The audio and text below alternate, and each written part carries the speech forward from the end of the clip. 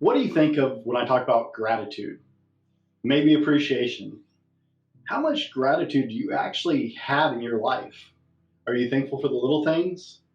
Do you actually look at what's going on around you and just does that bring you awe or does that just frustrate you? The guys, my guest today is author Stephen Crane, and in the last year and a half or since 2020, he delved into just understanding appreciation and gratitude in his life and everything in his life because of it. And today we're going to talk about living a life full of appreciation and gratitude. We're going to talk about his book. You guys don't want to miss out. I promise you, gratitude will make your life a whole lot better. Let's get into it. Be better tomorrow because of what you do today. Guys, I'm here with author Stephen Crane about his book, I Can Appreciate That. Nice close up there. Available on Amazon. Guys, we're going to have links for you down in the description or in the show notes. And Stephen, I just finished wrapping up your book today. I got started really late, but I did actually get through the whole book. It's a prerequisite for me. If I'm dealing with an author, I want to read what they've written because I'm not the kind of guy who will read the dust jacket and go, okay, that's what we're talking about. So welcome to the Fallible Man podcast. Thanks for being on the show today. Thanks for having me. I appreciate it. When you and I first connected, we kicked around some ideas, and I was looking back as I was writing the show notes today. It's like, I kind of want to work that in there, but after getting through the book, I have a whole lot of other questions. So it may not be quite as straightforward as we had talked about originally, but I think it's going to be a great show. I'm looking forward to the conversation. Tell my audience, who is Stephen Crane and why are you here today? What are you about? Wow. So everybody should write a book about who they are. And actually, the funniest thing is that I spent a year or about 14 months writing the collection of essays that is that book, that is I Can Appreciate That. And I actually got to meet a little bit of myself through that process and learn some things that I didn't already know. But in a nutshell, I am an advertising writer by trade. It's sort of the only thing I've ever wanted to do. I'm one of those weird people that knew what I wanted to do when I was about 12 years old. I went to college to study that and got a job doing it and have been writing advertising for 20 plus years, living almost exclusively here in Atlanta. Most of my life I went to school in South Carolina and would have stayed there, but there weren't any jobs. So I came back to Atlanta and met my beautiful wife, Carrie, here at our first job and decided we would rather be together than work together. And so we stopped working together and started living together and have since had two beautiful sons who are now 16 and 14. So now I'm dealing with teenagers in high school and living in Atlanta, Georgia. As a former youth minister, I'll be a little sympathetic living with two teenagers. I spent many years working with teenagers, so I work with that youth group, with that age group in our church as well. They're awesome people.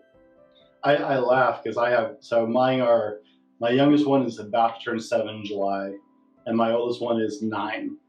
And everybody's like, "Oh, you think they're bad now? Just wait till they're teenagers." It's like, no. I spent 20 years preparing for teenagers. I actually understand teenagers. The younger ages have just been baffling to me. So I'm actually kind of looking forward to when we get there because at least I understand that a little better. The whole little kid thing and babies was just like, there's no instruction book for this. Right. If they're good at 7 and 9, I'm sure they'll be fine as teenagers too. You can usually tell. I've worked with every age group of kid at our church and done foster care and been a baseball coach, and so my world is full of children, and you can tell the great ones from a very early age.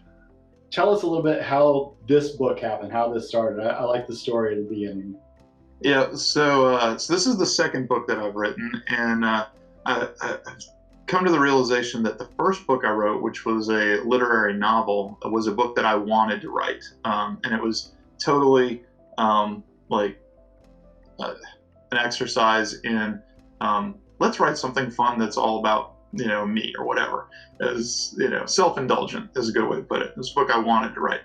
This book, I can appreciate that, is a book that I don't think I wanted to write, but it's a book that I had to write. I was having a conversation with my oldest child, who at the time was between 14 and 15. This is the end of 2019. And I don't even know exactly what our conversation was about, but he and I were having an exchange, and I said something to him, and his response to me was, "Dang, Dad, why do you always have to be so negative?" And from working with teenagers and being around kids, sometimes the things that your children say to you, or kids in general say to you, you can sort of laugh it off, or you can dismiss it, or you can just go total parent and go, because I said so, or whatever. He said that to me, and it stopped me cold, and I didn't really have an answer for that. And so I basically spent 14 months thinking and writing. And this book is essentially my attempt to answer that question by examining what I would freely admit is my cynical nature. I tend to be a glass half empty sort of guy. I'm a pessimist and sort of look at things. Something bad happens and go, man, I don't appreciate that, or why did that have to happen, or that stinks, or whatever. I kind of always see the half empty side first. And so what I realized is that there are a lot of episodes in my life that I could probably go back and look at and realize that when my initial reaction to those things is, I don't appreciate that, when I look at them in hindsight, there are these awesome, gigantic, life-changing, life-affirming blessings that are hiding in all of those challenges. And some of it's big stuff and some of it's little stuff, but it's this theme that runs throughout these experiences in my life. And so the book is actually a series of 8 or 9 autobiographical essays that all sort of center around the themes of appreciation and gratitude, and are me going back and looking at things that I originally thought sucked or I didn't appreciate, and me finding the blessings in those and realizing there's actually quite a lot to appreciate there. You gotta love the brutal honesty of kids, right? They will break you down. I can blow off a lot of things my daughters say is just kid stuff, but yeah, there's that brutal honesty because they just don't know better. They haven't been conditioned to give the proper answer, right? Or the sensitive answer, or what. Yeah, it's some people say our kids are punishment, right, for everything we did, but honestly, our kids are like the biggest, just honest spotlight on our lives sometimes. Absolutely.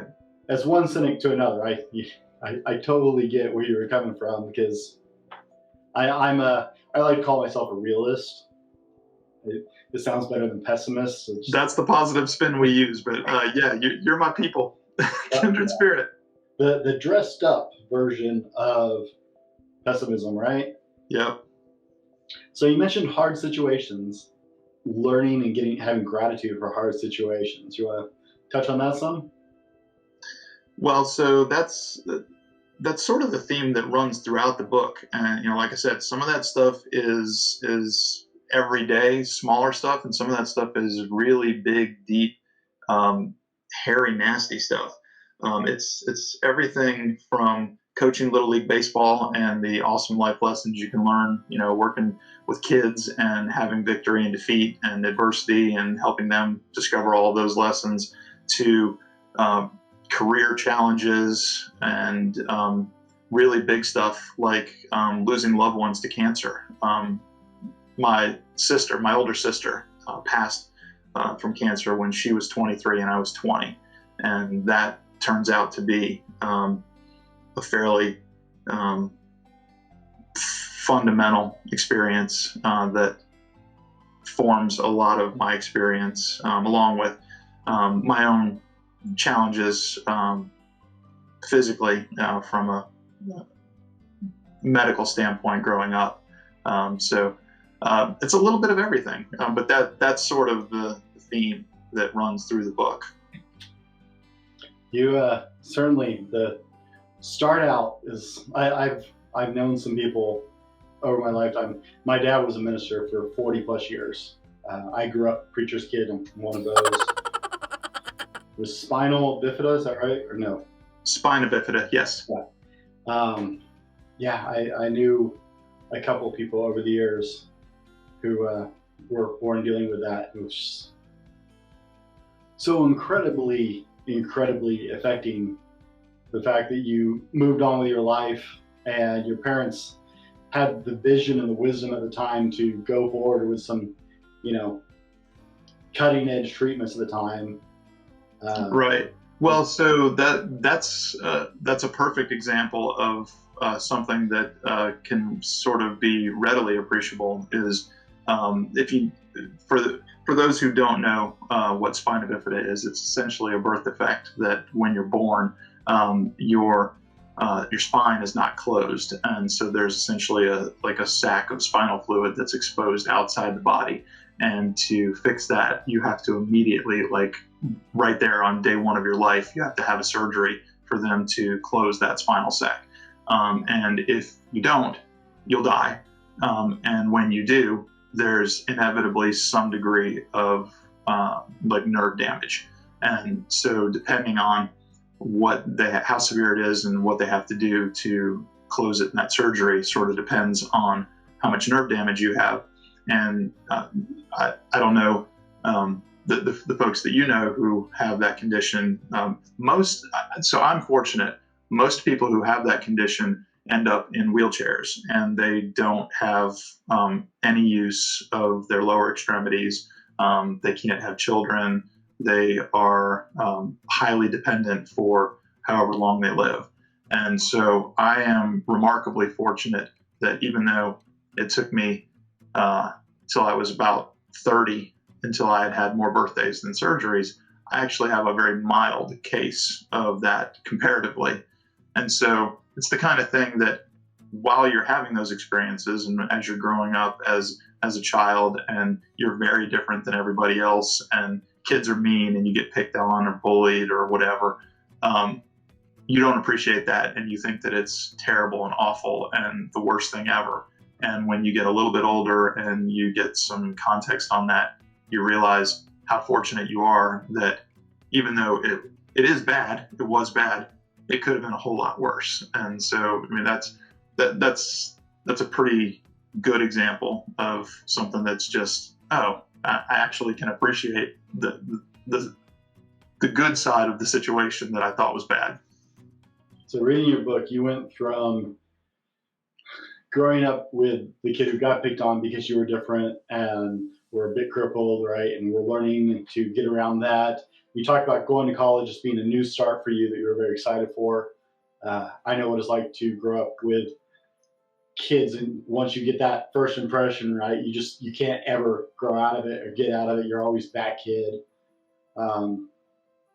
But you went on to college, and then your sister got sick while you were before or right after you went to school? During. So she was getting ready to graduate. She was 2 years older than I, and she was just finishing up college, and I was sort of at the middle of the beginning of college. And then your story you shared about your sister, that's a beautiful story about her and her husband. That's just that I was trying to cry. My daughters like look over at me. They're like, "It's okay, Daddy." No, it's a beautiful story. And you're so sensitive. Like, really? That just not necessarily the image I'm trying to portray, but but it was a beautiful story about how that went. That you went from dealing with your own physical issues to dealing with the loss of essentially your best friend and your sister. And somehow in that you found a way to appreciate the lessons and that life taught you and all that came out of that, despite the loss, despite the difficulty. As you've reflected and written this book or these essays, however you want to say it, you've found not only peace in the situation, but an appreciation for the things that came out of it. Absolutely, and I don't want to give anybody the wrong impression. So I'm almost 50, and those things happened.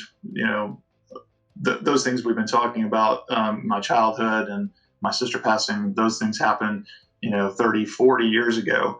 And so I don't want to give anybody the impression that that is easy to come to terms with, or that that peace comes quickly.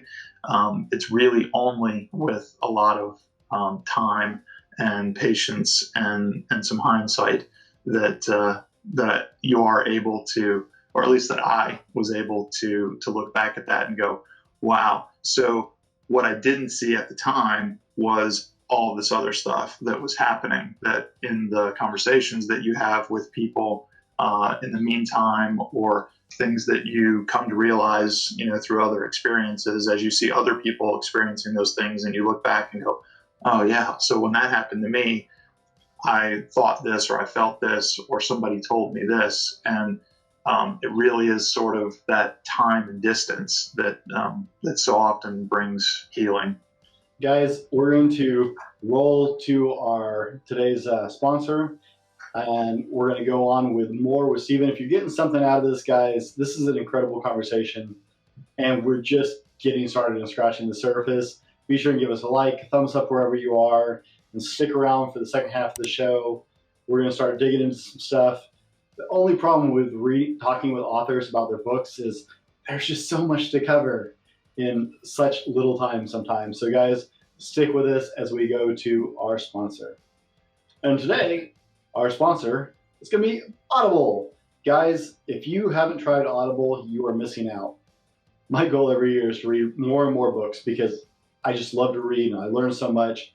But having the time, who has the time, right? I'm trying to run a business. I have a full-time job. Guys, Audible has been a game changer for me. Now, I'm going to have a link in the description for you to get 2 free books with your free trial of, wrote this down so I didn't get it wrong, Audible Premium Plus, guys. Go sign up for a month-long free trial of Audible Premium Plus with the link down in the description or in the show notes. You get 2 free books. Guys, this is how I started. There were 2 books I needed to read for a research project, and that's what I did is I got them on Audible for my free trial with no intention of going on. But guys, I fell in love with audiobooks because I can listen to them while I'm on the move, not just when I'm sitting down and actually have time to read. And I love it. I put them in the car. You can take in so much great information that you wouldn't have time for otherwise in our go, go, go world. So check out Audible Premium Plus. Get your free 2 books. If you don't like it, cancel the subscription. That was my plan. And get your book on, guys. We'll change your world. Guys, welcome back. I'm with author Stephen Crane talking about his book, I Can Appreciate That. Guys, attitude about your situation is affected so much if you learn to live a life full of gratitude and appreciation. It can change your whole world. Perspective is so important. And Stephen had a point last year, if you're just now tuning in the show, or back in 2020, when his son confronted him with some hard truth about us pessimists. And so he started analyzing his life. And guys, what he shares in the book is a game changer. If you listen to our podcast, you know I'm into the idea of gratitude and appreciation. In fact, I'll put one up here in the corner somewhere. I'm bad at that pointing thing. Last Thanksgiving, I did a hour-long interview with a pastor friend of mine, and we just talked about a life full of gratitude and what that does to your life. So guys, go check that as well. Get Stephen's book. The link is going to be in the description, and we're going to keep rolling with Stephen. Now, Stephen, as you know on this podcast, we talk about all things man, husband, and father. So I'm going to ask you, as you made this journey and grown in your gratitude and appreciation of the world around you, of your situations, and of life in general, just everything it teaches you, how has that affected your marriage? Well, so I would say that it is my marriage is only one place that has benefited from that. It's actually what I came away with was this fundamental shift in the way that I look at relationships in general, whether that is my relationship with my spouse, with my children, with my colleagues at work, and even with God. There's so much that I ended up learning not only as I was doing research to sort of figure out some of the historical stuff about my own family, or to sort of uh, go back and revisit with people who were involved in these stories so that I could tell them correctly, but thinking about my own thoughts at the time and my own experiences. I think, as I alluded to at the top of our talk, I sort of met myself again in a different way. So it's really been this phenomenal shift in my understanding of relationships in general, and specific to my marriage. I mentioned that I met my wife Carrie at one of our first jobs, and we're about to celebrate our 20th year of marriage, so we've been together almost 25 years. Um, all of this, the book itself has 8 or 9 essays in it, and they cover a wide range of topics. But she ends up being sort of a linchpin. She's central in um, all of those experiences, even the ones that involve things that predate our relationship. Even things about my childhood, I sort of fast forward in those instances and get to a place of a different understanding. And she's, not surprisingly, she's always there as sort of the rock and the answer to so many of those challenges. So, um, not that I didn't have a great appreciation for the strength and awesomeness of my relationship and my marriage before, but getting to spend that much time thinking about those experiences and seeing your spouse as central in all of those experiences, and how much support and love and constancy that they have for you in all of those experiences, it does nothing but strengthen that level of appreciation for sure. Well, let's extend that into your kids, right? Because your son kind of kicked off this whole journey that you've been on. So let's extend that thought. How has that affected you as a father in dealing with your kids? Well, so it's kind of funny.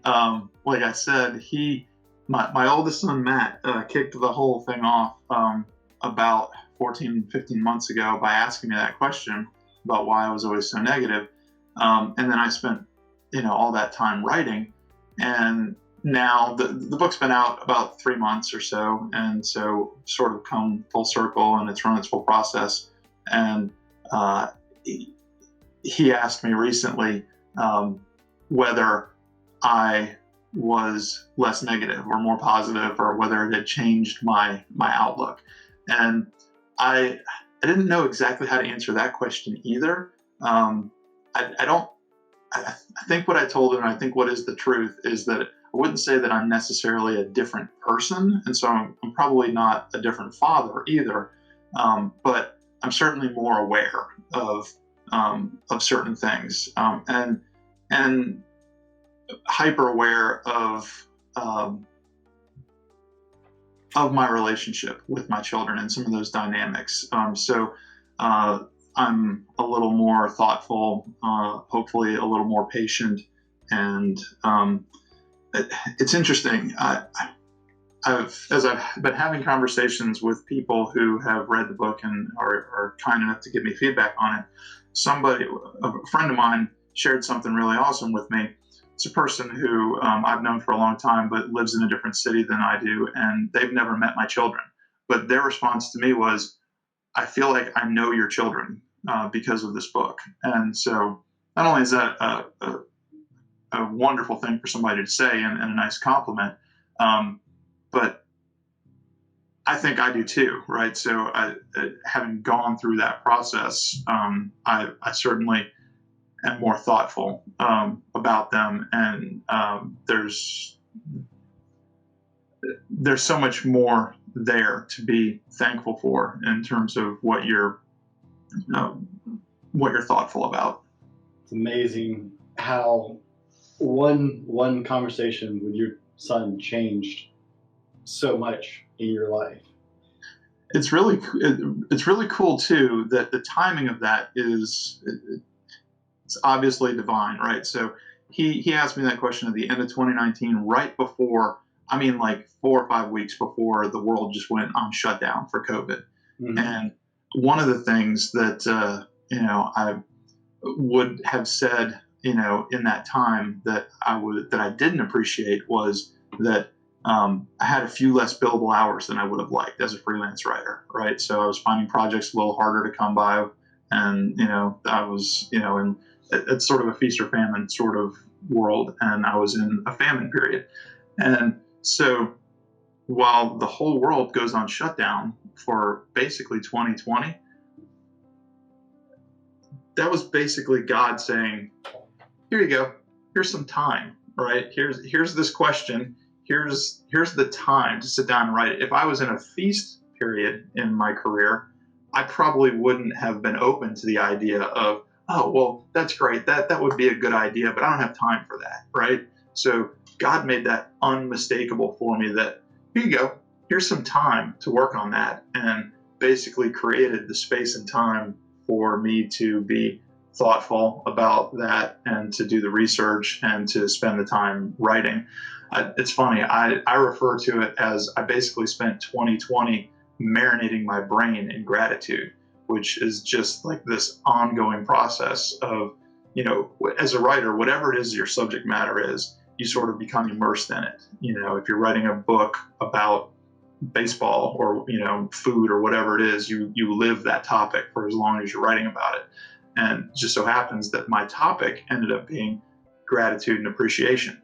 So I'm spending 8 to 10 hours a day either researching or writing or talking about or living in this process of gratitude and appreciation. Hmm. And it is literally marinating my brain in those thoughts and those ideas and those feelings. And that's where that fundamental shift comes from, because you basically are your thoughts, right? You spend a whole bunch of time telling yourself that you are whatever, you become that because that's what you believe, that's what you're hearing. Your own voice is the loudest voice in your own head. So that was the voice in my head. Those were the things I was spending my time with, and it was this awesome gift that was divinely timed. The other thing that's really cool for me is, in terms of growing what you got and sharing with people, is I think probably the greatest gift that's come out of the experience of writing this book is what turns out to be the universal nature of all of these things that I've gone through. When I started writing, I assumed that the things that had either happened to me or I had experienced, these challenges, that they'd only happened to me, that was just my experience, and that I was very much alone in that nobody else could understand it, nobody else could appreciate what I had been through. And as I started talking with people who had read the book and sort of saw what I had seen, very frequently people say, wow, yeah, me too. Maybe the exact same thing that happened to you didn't happen to me, but let me tell you my story, and it's pretty similar or sort of follows the same path. And that is an amazing gift when you're able to relate to another human through a shared experience. And when something that you've been through is able to help somebody else, like I said, either have a better experience or avoid a bad experience, and they share that with you, that it doesn't get much better than that. It's very rewarding. Guys, before we go any farther, because I forgot to run this earlier, we have the question of the show, the question of the day, whatever you want to call it. So I'm going to put that up on the bottom of the screen. The question is, do you think that living more focused on gratitude and appreciation would make your life better? Guys, do you think that this idea of living with more appreciation for what's going on, the situations you've been through, and gratitude, and looking for the lessons learned in them, do you think it would make your life better? Comment down below, guys. I reply to all the comments. I love to read what you guys have to say, contribute to the community, and share with us, guys. I'm honored when you take the time to do it. I respond to everything pretty much, unless you are one of those spammers. But guys, be sure and comment. Tell us, do you think that living life more focused on attitude or gratitude and appreciation would make your life better? I really want to know what you think. Now, You talk about the Lake Bozeman Award. That man, that chapter was rough for me. That story is so just both compelling and emotional at the same time, and such a beautiful, incredible story. Why is it beautiful stories are often tragic? At least from our perspective, right? Uh, but you talk about the Lake Bozeman Award, and right after you share the definition of that award, you mentioned that it really wouldn't be a bad approach to anything in life. Would you share that with us? Right. Well, so a little bit of context. Lake Bosman is or was a young child who played baseball with my youngest son, and he was they weren't on the same team, but they played in the same league. And so, coaching youth baseball, you end up in just like anything else, it's a community of people, and so you end up forming these relationships and with kids and families, and so he is a child that we encountered through playing baseball, and turned out that he ended up also being diagnosed with cancer, and he ended up passing away at about the age of 10. And so, while that was an awful experience for everyone involved, for obviously his family, and for everyone who loved him, and for everyone who was in community with him, it, it it also presented an amazing opportunity, in that we have been able to do a number of things to honor his legacy. And so, one of the small ways that I've been able to help with that is, I've maintained a relationship with his family for many years since his passing, and following his passing, the league decided that, forever going forward, in the future, that every season, a child in every age group in that particular local recreational baseball league would be honored with the Lake Bosman Award, which is really sort of a testament to the way that he lived. It's a testament to courage and joy and determination, and just giving everything that you've got, and living every single day in a spirit of joy, and living by faith and not by sight, and just being secure in who you are, um, and being awesome. And so, that award, is several years has several years of history already, and continues to be given every year. Like I said, I've maintained a relationship with their family, and it's, in the spirit of growing what you're given.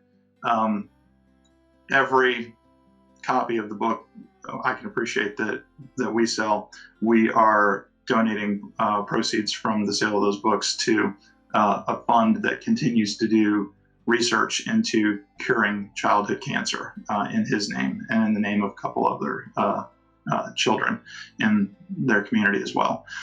So his legacy lives on through a number of things. Through those challenges become opportunities, and his legacy lives on. And guys, right now, if you're watching this on YouTube, there is a link on the screen. It's also in the description and the show notes of both the podcast and the YouTube version of this, where you can go get I Can Appreciate That on Amazon. It will take you straight to the page, and not only are you blessing yourself, guys, because learning what Stephen is sharing with us in this book will bless your life. It will increase so much. Growing in your appreciation and gratitude can only make your life better, as far as I'm concerned. It only makes things better. There is no negative side to it. You guys, not only are you increasing and benefiting your life, and by learning to embrace gratitude and appreciation, you're blessing those around you, your immediate family, your immediate circle, your friends, the people you work with. But you're also donating to help for a great cause, which is just an incredible gift from Stephen to something he believes in very much. So there's a link on the screen or in the description, guys. Get yourself a copy of this book. You need to read it. Now, Stephen, what is next for you? You've written a book. You have a job. Your wife has a job. You've written another book. What is next for Stephen Crane? Anybody need a copywriter? It took me 6 years after I wrote my first book to write this book. And so it's not like I just have a whole bunch of other books that, I have in the hopper that I'm trying to write. That might not be next.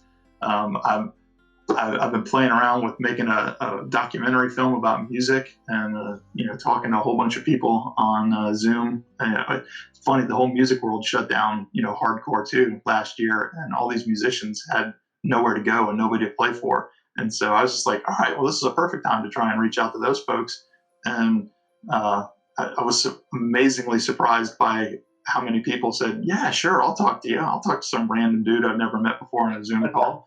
I've been talking to all these, some people you've probably heard of before, musicians. And so I don't know what's next, but I'm excited for all of it. Sometimes I think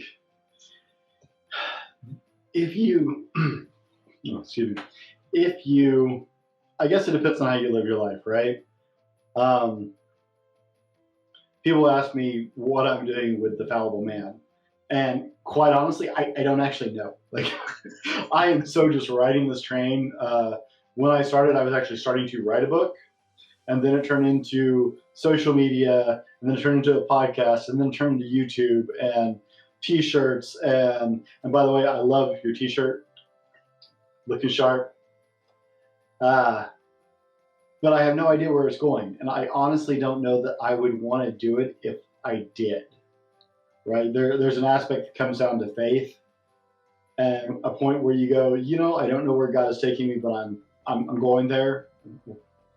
He'll figure that out as I go, right? Right. It's funny. So in the setup of my book, I sort of go through a little bit of my family history and go through like these weird sort of sequence of events that sort of had to happen, all the way down from my great-grandfather to my grandfather to my father to me. And that's just on one side of my family, all these little moments that are like seconds in time where if one thing happens, it goes one way, and if it went the other way, I wouldn't even be here. Right. So all these different things line up for all of us to be here. And everybody has stories like that. Right. So the conclusion that you come to is one of two things. Right. Either it's all random and none of it matters. And, it just, whatever happens, and you don't have any control over it, or, and none of it matters. Or there's like this amazing master plan that you also don't have any control over, and God, or whatever you want to call the creator of the universe, is pulling the strings and has a plan for you, and that's what's going to happen, whether you like it or not, but it's sort of I get it. It's going to be what it is. And so it's a much happier experience in existence if you embrace the latter of those two possibilities, right? That there is a plan, and ride it, right? Ride it with comfort that there's something amazing at the end of that. And that, because we were here, something else will be here that somebody else will look back on in 50 years and go, dang, that was only possible because Brent did this, or Stephen did that, or, these people were alive. I respect people's right to believe anything they want to believe. I understand some people don't believe in God, and I don't understand how, but that's fine. I respect their choice and their right to do that. But yeah, we're either the most spectacular mistake possible, right? Just the most spectacular randomization, or we're divinely engineered. Personally, for me, right, I am a Christian, so it's easy for me because I've grown up a Christian, and I've been in ministry. But at the same time, even if I wasn't, if nothing else, my ego, right, which Christians aren't supposed to have ego. My ego says, hey, I like the idea of believing that I'm spectacularly planned or that I'm just an amazing, colossal happenstance, right? Right. Do you do social media at all? Where can people find you? Yeah, absolutely. So I am on social media, but the book itself actually has a social media presence. There's a page for I Can Appreciate That on Facebook, which is just at ICAT story. I Can Appreciate That story, and then it actually has its own Instagram feed, which is just I Can Appreciate That.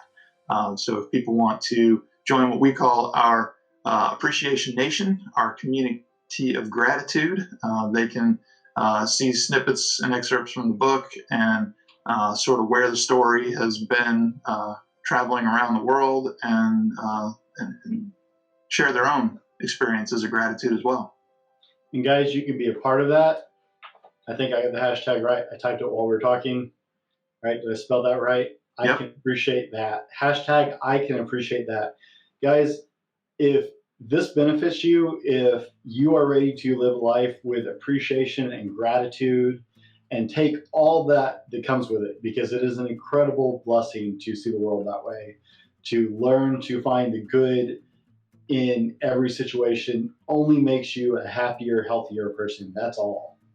So if you're feeling that, guys, you can hashtag I can appreciate that. Stephen's trying to get this going. He wants to share this with the world. He wants to share his message. You, my guests, my listeners, can be a part of this movement right now. Tag it in social media. Hashtag I can appreciate that. Share the idea of gratitude and appreciation. Guys, go get you this book, right? I have a link in the description. Go get this book. Guys, it will only improve your life. Stephen, thank you for spending some time with us on the Fallible Man podcast. It's my pleasure. Time to be here and writing a great book that can help people. Guys, thanks for joining us. Be better tomorrow because of what you do today. We'll see you next time.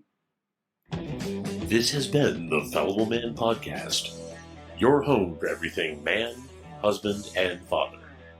Be sure to subscribe so you don't miss a show.